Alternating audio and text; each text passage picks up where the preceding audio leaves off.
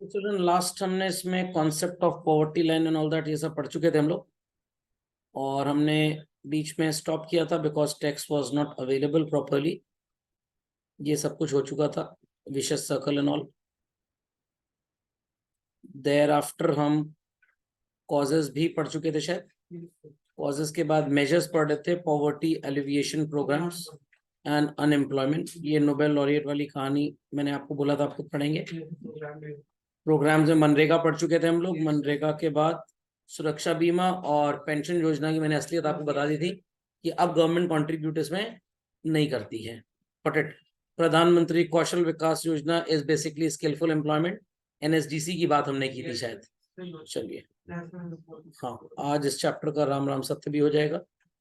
So next we come down to what is called as children national health policy. ये national health policy बड़ा ही बढ़िया concept है country में government का। 2017 में इसको लॉन्च किया गया। The target is universalising primary health care. आपने पीएचसी के बारे में सुना होगा, प्राइमरी हेल्थ केयर सेंटर, जिसको हम डिस्पेंसरी बोलते हैं अपनी नॉर्मल मेडिसिन की लैंग्वेज में। Here it is called as PHC. और इसका ऑब्जेक्टिव था to reduce infant and under 5 mortality. अब इन्फेंट मोर्टेलिटी क्या होती है?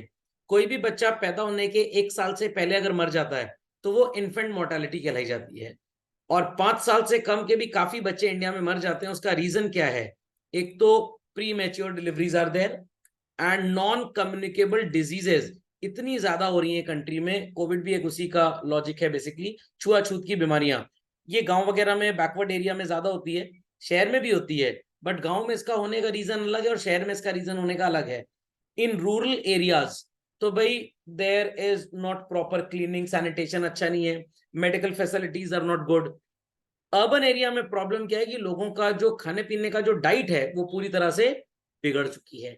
एवरी वीक किसी ना किसी फ्रेंड की बर्थडे पार्टी है, खींच के चाउमीन और मोमोज खाया जाता है उसमें, तो उससे आपकी इम्यूनिटी डेवलप नहीं होगी। बट तो गवर्नमेंट ने universal health insurance scheme launch किया, जो गरीब लोग जो पॉवर्टी लाइन के नीचे हैं उनके मेडिकल ट्रीटमेंट्स को कवर करे। अब इसमें बहुत ज्यादा नहीं लिखा है बट मैं आपको बताता हूं, इसमें एक चीज और भी है। 60 ईयर्स प्लस के 5 करोड़ लोग कंट्री में जो बिलो पॉवर्टी लाइन है, उनको 5 लाख रुपए तक का इलाज फ्री है चिल्ड्रन। हार्ट सर्जरी भी हो जाएगी इतने पैसे में। तो 60 ईयर्स प्लस 5 करोड़ लोग जो बिलो पॉवर्टी लाइन में है। पहले ईयर गवर्नमेंट ने इसको टारगेट किया था। तो ये डेटा जब आप एग्जाम में लिख के आएंगे तो आपको कंपैरेटिवली बेटर मार्क्स मिलेंगे। 60 ईयर्स प्लस सीनियर सिटीजन की हम बात कर रहे हैं children. 5 crore people who live below the poverty line, 5 lakh तक का ट्रीटमेंट उनका फ्री है। एंड देयर आफ्टर इस स्कीम को बच्चों एक्सटेंड किया गया आयुष्मान कार्ड बनवा के। आप नहीं बनवा सकते क्योंकि पहले आपके पास बीपीएल कार्ड होना चाहिए। जब वो बनेगा तो आपका आयुष्मान कार्ड बन जाएगा और उसमें भी 5 लाख रुपए तक का हॉस्पिटलाइजेशन टोटली फ्री है। किसी भी हॉस्पिटल में जाके इंसान एडमिट हो जाए, प्रोवाइडेड वो बिलो पॉवर्टी लाइन का होना चाहिए। और कैशलेस इंश्योरेंस वहां पे उसका काम करता है। And the treatment is given free of cost and the hospital recovers the money from the government. Now every hospital doesn't have this facility. Hospital या डॉक्टर एम्पैनल्ड है, लिंक्ड है, कनेक्टेड है, only then it is possible. तो अब आपके तो किसी काम का ये है नहीं बिकॉज आप बीपीएल को बिलोंग नहीं करते। आपके घर में हाउस हेल्प, मेड सर्वेंट आते होंगे, आप उनको इसके बारे में अवेयर कर सकते हैं। So it covers medical treatment, maternity, accidental insurance for the poor people at least और lowest level of premium children.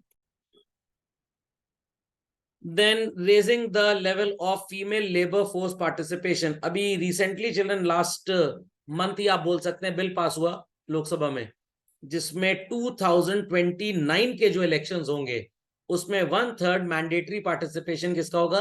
Women का। अगर कहीं पे भी एमपी का इलेक्शन होना है, व्हाट इट क्लियर, किसी पार्टी की मान लीजिए उस पर्टिकुलर इलेक्शन में 200 कैंडिडेट्स स्टैंड करेंगे, खड़े होंगे पार्टी की तरफ से, तो 1/3 अराउंड 67 पार्टिसिपेंट्स कौन होंगे? विमेन। नए पार्लियामेंट में लगभग शायद 825 सीट है।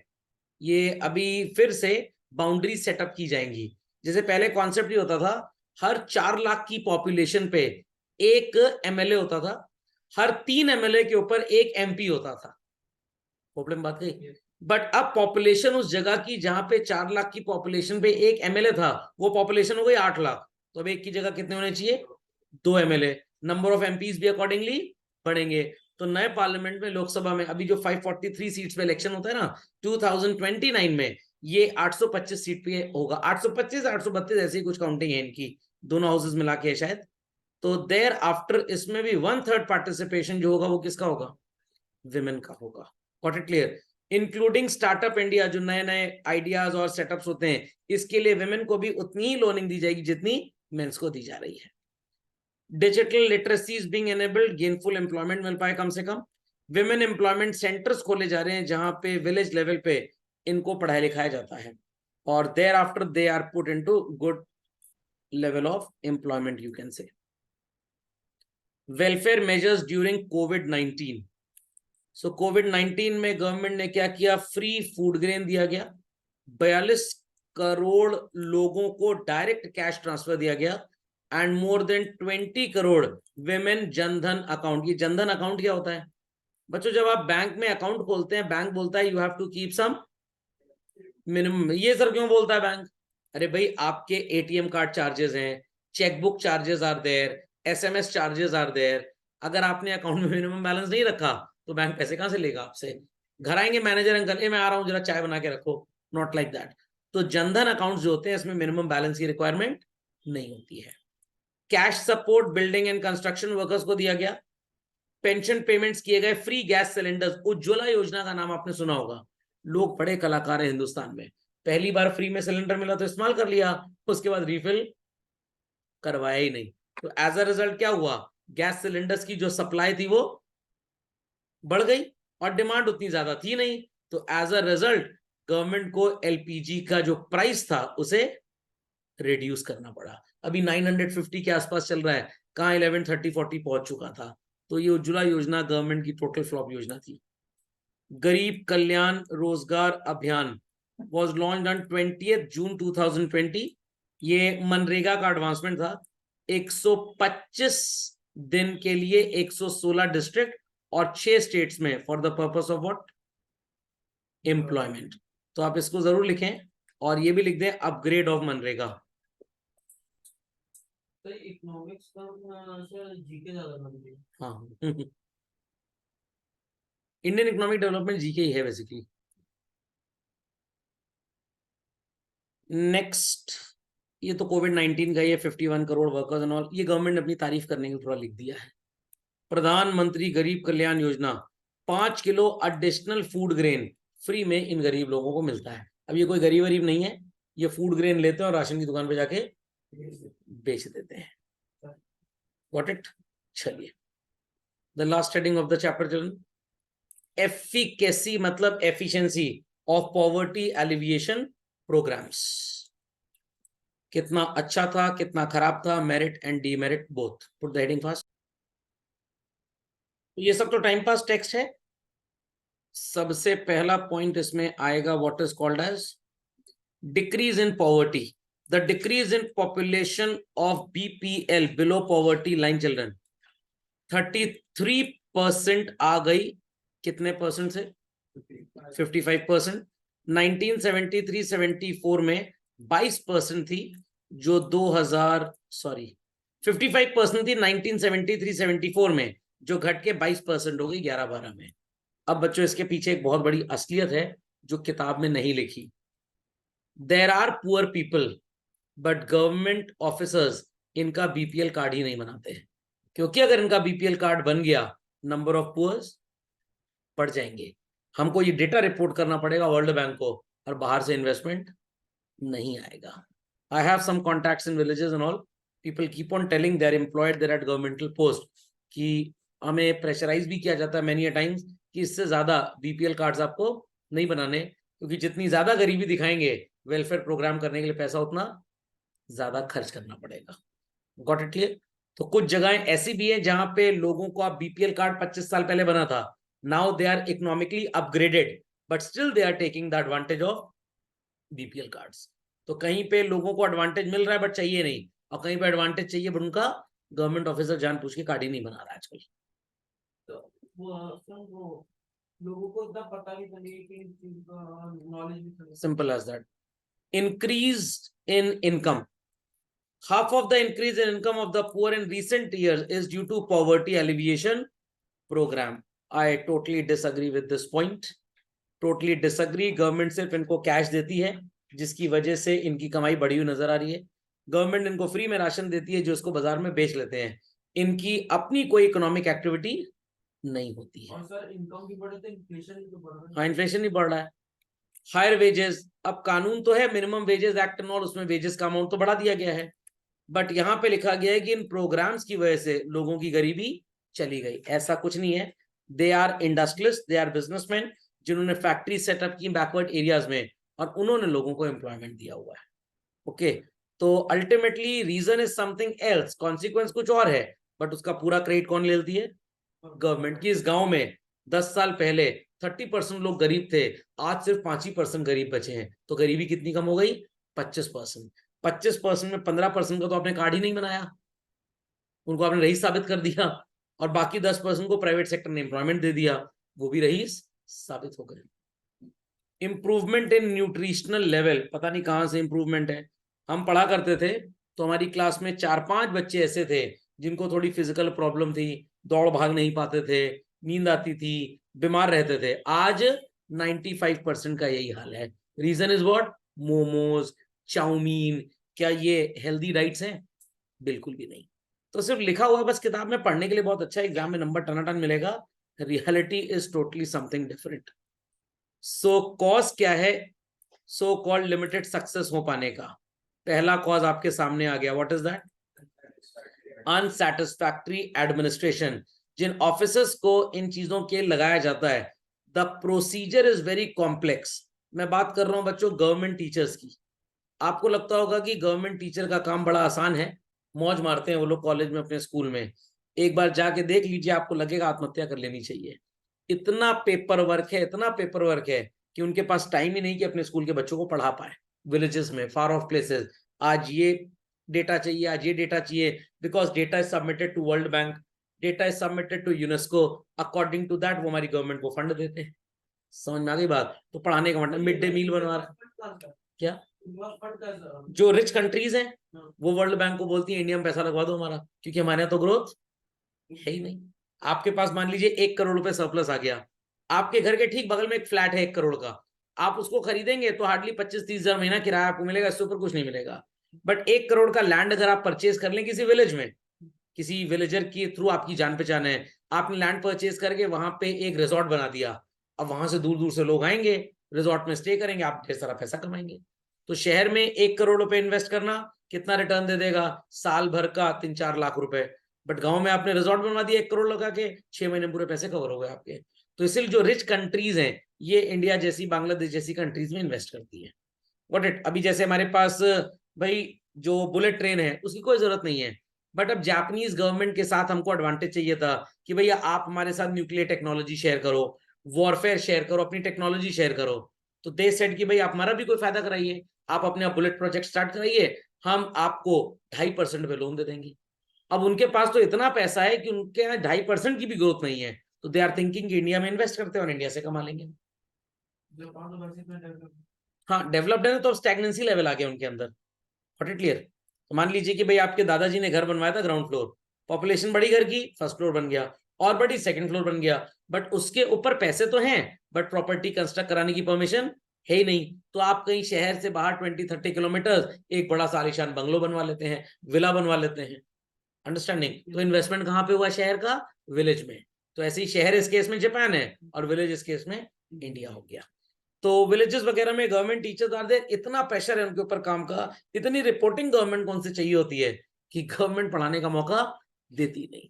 जो थोड़ा सा टाइम बचा, मिड डे मील बन रही है उसके अंदर, बच्चों को अरहर की दाल के नाम पे महक आती, बस अरहर की दाल की. अरहर की दाल उसके अंदर होती नहीं, क्योंकि 5 किलो दाल पूरे महीने चलानी है 40 बच्चों के साथ, कैसे चलेगी?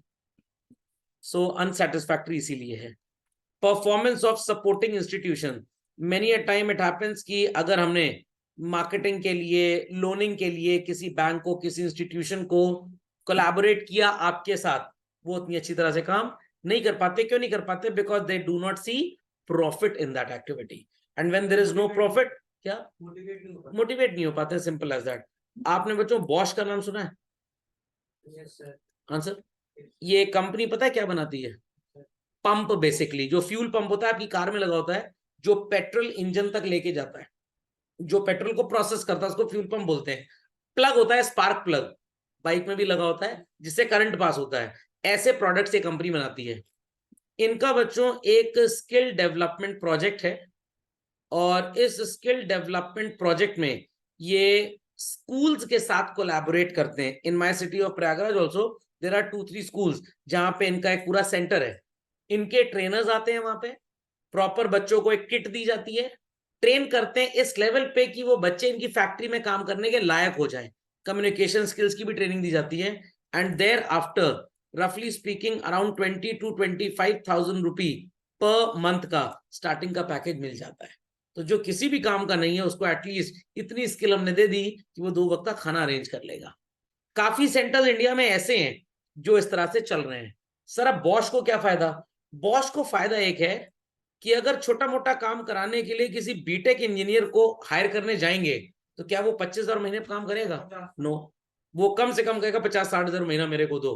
बट बॉस कह रहा है हमारे पास तो इतना काम ही नहीं है, हम क्यों उसको 50,000 दे? हम एक पर्सन को लेते हैं, उसको ट्रेनिंग देते हैं, 25,000 पे काम करने लग जाएगा।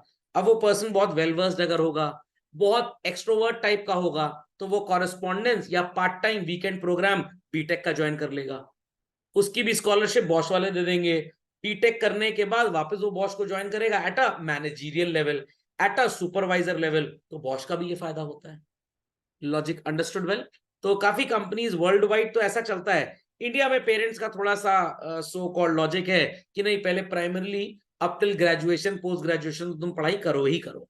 बट फॉरेन कंट्रीज में वोकेशनल एजुकेशन को, वोकेशनल मतलब स्किलफुल एजुकेशन को इंपॉर्टेंस ज्यादा दी जाती है। तो बॉश इंडिया में इस तरह से करते हैं कि भाई बीटेक बच्चा कर रहा है क्लास 12 के बाद 4 साल, हमारे लिए बहुत लेट हो जाएगा, हमें बहुत ज्यादा काम नहीं करवाना, तो जितना स्किल सेट हमें उसको देना है हम उसको एक ट्रेनिंग प्रोग्राम में दे देंगे पूरा का पूरा। तो आपने मैकडॉनल्ड्स का नाम सुना है बच्चों? मैकडॉनल्ड में जो इंसान बर्गर बेच रहा है, एक्चुअली क्या वो बहुत होटल मैनेजमेंट आईएचएम पूसा से आया है? आईएचएम पूसा वाला कहेगा मेरे को 1 लाख रुपए महीना चाहिए, तो व्हाट दे डू, ये 12th पास 18 ईयर्स प्लस वाले लोगों को हायर करते हैं और उनको पे करते हैं अराउंड 40 रुपी पर आवर। आप 10 घंटे काम करोगे, दिन का 400 रुपए, 4 घंटे आपने काम किया 160 रुपए, इस तरह से पेमेंट करते हैं। और ये अपने सेंटर में आपको ले जाते हैं, इतनी इंग्लिश सिखा देते हैं so that they can receive the order from the customer, how to operate the computer, बस इतना। अब जब लगता है कि भाई इसकी स्पीकिंग स्किल्स बहुत अच्छी हैं, मैनेजर ने स्टोर के मैकडॉनल्ड्स के बहुत अच्छा रिव्यू दिया इस कैंडिडेट का, 6 महीने बाद इन्होंने इसको वापस कॉल किया और इसको पूछा तुम्हारी क्वालिफिकेशन क्या है? ही सेड कि भाई मेरा तो क्लास 12 था, मैंने आपका मैकडॉनल्ड्स ज्वाइन कर लिया, पैसे की घर में जरूरत थी, I am doing correspondence graduation. आपको लगा कि भाई लड़का तो बहुत मेहनती टाइप का है, आपने इसको और बेटर ट्रेनिंग दी और दिल्ली और मुंबई की ब्रांचेस में सर्व करने को भेज दिया, वहां पे एक्सपोजर और मिला, 3 साल में इसका ग्रेजुएशन कंप्लीट हो गया। अब मैकडॉनल्ड इंटरनल एग्जाम्स लेगा और इसको प्रमोट करके मैनेजर की पोस्ट दे दी। मैनेजर को डायरेक्टली हायर करते आईएचएम से तो मैकडॉनल्ड को कम से कम 10 लाख का पैकेज देना पड़ता, ये इंसान 7 लाख के पैकेज पे काम करने को रेडी हो जाएगा। समझ में आ गया? इसका भी फायदा, मैकडॉनल्ड ने भी 30% कॉस्ट कटिंग कर ली। तो वोकेशनल एजुकेशन का this is the biggest advantage, earn while learn program. It's just like that कि भाई आपकी मैथ्स बहुत अच्छी है, आपके स्कूल में एक पर्टिकुलर टीचर एब्सेंट हो गया, उस टीचर की सारी छुट्टियां कट चुकी थी, खत्म हो चुकी थी, तो अब टीचर की सैलरी कटेगी, इसको बोलते हैं लीव विदाउट पे, LWP लगेगा। वो टीचर 4 डेज के लिए किसी मेडिकल रीजन से मान लीजिए एब्सेंट है, बच्चों की पढ़ाई का नुकसान हो रहा है, हम सीनियर क्लासेस से बड़े बच्चों को बुलाएं और कहें जाओ क्लास 4 से तो मैथ्स पढ़ा दो, जितने लेक्चर लोगे 100 रुपी पर लेक्चर मिलेगा। What is your advantage? आपकी जो स्पीकिंग स्किल्स हैं, जो आपकी प्रेजेंटेशन स्किल्स हैं, वो इंप्रूव हो गई। स्कूल का क्या एडवांटेज है? उस जूनियर क्लास का जो टीचर एब्सेंट हो गया, किसी का नुकसान नहीं होगा। तो फॉरेन कंट्रीज में प्रैक्टिसेस आज भी चलती है। हमारे तो यूनिवर्सिटी में टीचर एब्सेंट हो गया, स्कूल में एब्सेंट हो गया, दूसरा आएगा अरेंजमेंट में टाइम पास करेगा, चुटकुला सुनाएगा, सुनेगा, चला जाएगा। What happens in case of Australia? मेरे मौसा जी university of New South Wales में मैथ्स के प्रोफेसर थे, अगर किसी भी पर्टिकुलर डे पे उनको हॉलिडे लेना होता था, एक दिन पहले इन्फॉर्म करना होता था। उन्होंने टाइप किए होते हैं लोगों से कि कल ये प्रोफेसर एब्सेंट है, दिस टॉपिक इज रनिंग, आप पढ़ा सकते हो तो आ जाओ। तो उसको बुलाते हैं, 1 दिन की सैलरी देते हैं, काम भी हो जाता है। Even when he is retired at the age of 65-71, retirement चलता है, तो उनको भी इस तरह से कॉल किया जाता है कि भाई कल ये प्रोफेसर एब्सेंट, आप ये टॉपिक आके पढ़ा दो। तो एटलीस्ट एजुकेशन किसी की कम खराब नहीं होती। यहाँ तो टीचर गायब है तो बच्चे मौज ले रहे हैं, टाइम वेस्ट। तो प्रोडक्टिविटी देखी जाती है, यहाँ पे कंप्लायंस देखा जाता है, कौन टीचर को बोला, एक्स्ट्रा पैसा देना पड़ेगा, बच्चा पढ़ लेगा। यहाँ लॉजिक अंडरस्टूड। सर हमारे स्कूल के रहा ज्योति सर को टाइम नहीं मिला कि स्पोर्ट डे के चक्कर में, अब से 3 दिन स्कूल खुला है उसके हाँ, बाद। तो इंडिया में ऐसा चलता रहता है। Leakage. The definition of poor has been vague and unscientific. As a consequence, large number of non-poor also took advantage of these schemes. मैंने अभी आपको बताया ना, एक हमारे जानने वाले हैं, वो जॉब करते हैं शहर में, उनकी salary around 30 to 35,000 rupees per month है। बैंक में मैनेजर हैं children, state bank of India में। सर आप झूठ बोल रहे हैं? हाँ मैं बिल्कुल झूठ बोल रहा हूँ, मैनेजर ही हैं, मैं झूठ बोल रहा हूँ। क्या मैनेज करते हैं ये सरकार मैनेज करते हैं। ये एक्चुअली चपरासी हैं, हमारे हाउस हेल्प आती है, उसके ये ससुर साहब हैं, लगभग 56-57 ईयर्स एज है, अपने आप को गरीब दिखाया हुआ, बीपीएल कार्ड इनका बना हुआ है, समझ में गया। और ये परमानेंट चपरासी नहीं है, ये टेम्परेरी वाले चपरासी हैं, तो इनके सारे रिकॉर्ड्स भी गवर्नमेंट के पास नहीं है। अगर इनका आधार और पैन कार्ड लिंक हो गया, आधार और पैन लिंक हो गया, तो इन दैट केस सरकार से जो स्कीम का बेनिफिट आता है वो आना बंद हो जाएगा। तो ये बैंक में जाते हैं, मैं 30 to 35 इसीलिए बोल रहा हूँ बिकॉज फिक्स सैलरी नहीं है, पर डे के बेसिस पे इनको 1200-1300 रुपए मिलते हैं। व्हाट इट लियर टेम्परेरी इंप्लॉई है। यही सोच के 10 साल पहले उन्होंने बैंक ज्वाइन किया था कि वैकेंसी निकलेगी, हम परमानेंट हो जाएंगे, बट वैकेंसी निकली नहीं। तो ये गवर्नमेंट से हर महीने 2-3 हजार रुपए सब्सिडी और रिबेट लेते हैं, और उसी गवर्नमेंट बैंक में जॉब करके सैलरी भी ले लेते हैं टेम्परेरी। और सर वो राशन वगैरह तो राशन वगैरह फ्री मिल रहा है, 5 किलो 10 किलो वो अलग। तो क्या ये लोग पुअर हैं चिल्ड्रन? ये बिल्कुल भी पुअर नहीं है, इन्होंने सिर्फ अपने आप को पुअर बनाया है। तो poverty is a profession in India. I repeat, poverty is a profession in India. तो जब आपको क्रिटिकल अप्रेजल लिखना, आप स्टेटमेंट हाईलाइट कर दी, टीचर बहुत खुश होगा। Poverty is a profession in India.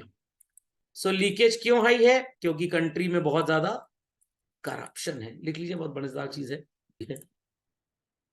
Neglect of remote area, मतलब जिस एरिया में रिपोर्ट बनता है, रिमोट एरिया मीन ऐसे एरियाज जहां पे एक्सेसिबिलिटी बहुत कम होती है। मूवी देखी न्यूटन? न्यूटन मूवी नहीं देखी? अरे जिसमें वो इलेक्शन ऑफिसर बनता है, जाता है इलेक्शन की वोटिंग मशीन लेके गांव में, आदिवासी एरिया में। खैर चलिए, तो ये आदिवासी एरियाज ऐसे हैं इंडिया में जहां पे इंटरनेट का सिग्नल तो छोड़िए, ठीक से धूप भी नहीं आती है प्रॉपरली। तो उन एरियाज में लोगों को अपग्रेडेशन की जरूरत है, बट वहां तक प्रोग्राम्स पहुंच नहीं पाते। साउथ में से बहुत ज्यादा। हाँ बहुत ज्यादा, नॉर्थ इंडिया में बहुत है, उधर जम्मू कश्मीर, लेह लद्दाख आपको मिलेगा, देन असम साइड बहुत है ऐसा। डिफेक्टिव स्ट्रैटेजी, स्ट्रैटेजी थी इनको अपग्रेड करने की, but in their system upgrade कौन होता है? वो गवर्नमेंट ऑफिसर जिसके हाथ में पूरा फाइनेंस होता है। So first, the strategy has not taken the need for attacking the exploitative agencies. Second, the strategy of poverty alleviation has attempted to eradicate poverty by making a direct attack on poverty. कहने का मतलब क्या है? लोगों को पैसे दे दिए जाते हैं कि वो खाने पीने का सामान खरीद लें, तो वो गरीब गरीब ही रहेगा हमेशा। आप उसके अंदर स्किल डेवलप करिए, उसके अंदर अर्निंग कैपेबिलिटीज डेवलप करिए। जो हमारे यहाँ 2014 से एनएसडीसी जब बना, नेशनल स्किल डेवलपमेंट कॉर्पोरेशन, तब से आया जरूर है, बट अब गवर्नमेंट की भी मजबूरी है भाई, वोट चाहिए। तो अगर किसानों को खाने पीने का पैसा नहीं देंगे तो वोट वो आपको नहीं देंगे। Got it? समझ में आ गई बात? And third, the strategy does not recognise the fact that poor are not able to take the advantage of poverty alleviation because they lack skill, stamina and initiative. तो प्रोग्राम ऐसा हो जहां पढ़ा लिखा के इनको एम्प्लॉयमेंट दिया जाए। बट क्या हमारी गवर्नमेंट्स ऐसा करती हैं? नो। प्रेजेंट गवर्नमेंट थोड़ा सा करती थी, पहले वाली तो सिर्फ पैसा ही देते थे, वही बैकडोर से। बट तो ये इंडिया में प्रॉब्लम सबसे ज्यादा है, हम मछली पकड़ के दे देते हैं, बट मछली पकड़ने की स्किल नहीं सिखाते। Got it? तो this is the biggest problem in India. Disjointed programme, poverty alleviation जो प्रोग्राम है ये कैसे डिसजॉइंटेड है? पॉलिसी बनती है कुछ और, इंप्लीमेंटेशन होता है कुछ और। जैसे पॉलिसी बनती है आपकी हाई डेफिनेशन फोटो वाली, और इंप्लीमेंटेशन होता है आधार वाली फोटो का। समझ में? सब लोग महंगे नजर आते हैं उस फोटो में, एकदम एलियन है जैसे। तो ऐसा ही प्रॉब्लम है। अभी मैंने अमेजोन का केस एक दिन डिस्कस किया था, कानपुर में बच्चों दे हैव सहाय करके एक ऑफिस, जहां पे गरीब लोगों को जो आर्टिसंस वगैरह हैं उनको टेक्निक सिखाते हैं कैसे हमारे पोर्टल पे सामान लिस्ट करेंगे। तो ये काम गवर्नमेंट का है। जो कौन कर रहा है? Amazon कर रहा है। Amazon क्यों ऐसा काम कर रहा है? भाई एसी तो बाजार में मिलता है, पंखा कूलर मोबाइल फोन बाजार में मिलता है, बट कुछ ऐसे हैंडमेड आर्टिकल्स हैं जो बाजार में नहीं मिलते। Amazon उसमें प्रॉफिट कमाता है। प्रोडक्ट है मान लीजिए 120 रुपए का, Amazon उसको समझाएगा कि तुम इसकी प्राइस रखो व्हाट 480, एमआरपी रखो 999, हम इसको काट के दिखाएंगे कितना 480, और हम 480 पे 30% लगभग 135-40 रुपए कमीशन लेंगे। तो 120 रुपए प्रोडक्ट, 135 Amazon की कमीशन, 480 का 30% लगभग। ठीक है, तो कितना हो गया बच्चों 255, and product is sold at what price 480। तो कम से कम 225-30 रुपए वो सेलर भी कमाएगा जो प्रोडक्ट बेच रहा है। कैसे पोर्टल को यूज करना है, प्रोडक्ट की लिस्टिंग कैसे करनी है, कैसे स्टार रेटिंग आपको मिले, ये सब चीज सिखाता है अमेजोन वहां पे। ओके, तो प्राइवेट सेक्टर में इनको आगे बढ़ना ही बढ़ना है। हाँ, lack of people participation, poverty alleviation program इतना लार्ज है, इतना लार्ज है कि काफी लोग यहाँ पे पार्टिसिपेट भी बच्चों नहीं करते। क्यों नहीं करते पार्टिसिपेट? उनको डर लगता है। और प्लस प्रीवियस ईयर्स में क्या होता था कि भाई गवर्नमेंट जो पैसे देती थी, मैंने एक मूवी का रेफरेंस दिया था ना वेल्डन अब्बा, जहां पे गवर्नमेंट से पैसा लिया गया कुआं खुदवाने के लिए, और वो पैसा लोग फेक फोटोग्राफ दिखा के कि भाई हाँ पहली स्टेज का काम हो गया, सेकंड इंस्टॉलमेंट दीजिए, सेकंड स्टेज का काम हो गया, थर्ड इंस्टॉलमेंट दीजिए, और मेजोरिटी पैसा तो गवर्नमेंट एम्प्लॉयज खा जाते थे। What it not linked with overall strategy of development. Time pass text ही है, कुछ खास इसमें है नहीं। सो एम्प्लॉयमेंट के साथ किसी भी प्रोग्राम को गवर्नमेंट ने लिंक नहीं किया। पैसा दे दो गरीबों को, फ्री में ये करा दो, फ्री में वो करा दो। What is hampering, what is hampering children? The will to work, काम करने की चाहत ही खत्म हो गई। स्टूडेंट्स के अंदर भी यही हो चुका है। इंपॉर्टेंट क्लास है, चले गए मौसी जी के, बुआ जी के यहाँ चले, कोई मतलब ही नहीं पढ़ाई लिखाई से। Then parents will come end of the day, जब बच्चे के नंबर कम आएंगे, सर देख लीजिए। क्या देख लूं मैं? क्या देख लूं? मैं अंधा तो नहीं, मैं तो देख ही रहा हूं, ये आपको देखना है। समझ में आ गया? इसीलिए ब्रह्मचर्य जीवन होता था। बच्चों को 14 साल के लिए एकदम गुरु के आश्रम में भेज दो, फैमिली जो डिस्ट्रैक्शंस होते हैं उससे एकदम दूर, इसलिए बच्चे पढ़ लिया करते थे। हर हफ्ते तो पार्टी है किसी ना किसी दलिद्र मनुष्य मतलब दोस्त की, वहां पे भी जाना जरूरी है। शादी है, वहां पे भी जाना जरूरी है। तो जैसे अर्बन एरिया है वैसा ही रूरल एरिया चल रहा है। यहाँ पे बच्चे बर्थडे पार्टी में बिजी हैं, वहां पे किसान अपने बेटे को स्कूल छुड़वा के खेत पे ले गया फसल कटवाने के लिए। तो प्रॉब्लम आ रहा है both the places, and after 5-7 years everybody says government का सिस्टम बेकार है। अपना सिस्टम कौन सा सही था? अंडरस्टैंडिंग और नॉट, पढ़ाई के टाइम पे पढ़ाई नहीं किया, बर्थडे पार्टी की, फिर बाद में हर दिन पार्टी चल रही है, रेस्टोरेंट में वेटर की नौकरी मिल गई है। Got it? तो दिस इज इंपॉर्टेंट। चलिए खैर, सबको समझ में आ गया बच्चों? चलिए, तो आज की सेवाएं यही समाप्त होती हैं। अगले प्रसारण में वील स्टार्ट विद अनएम्प्लॉयमेंट। कोई क्वेरी है तो प्लीज आस्क।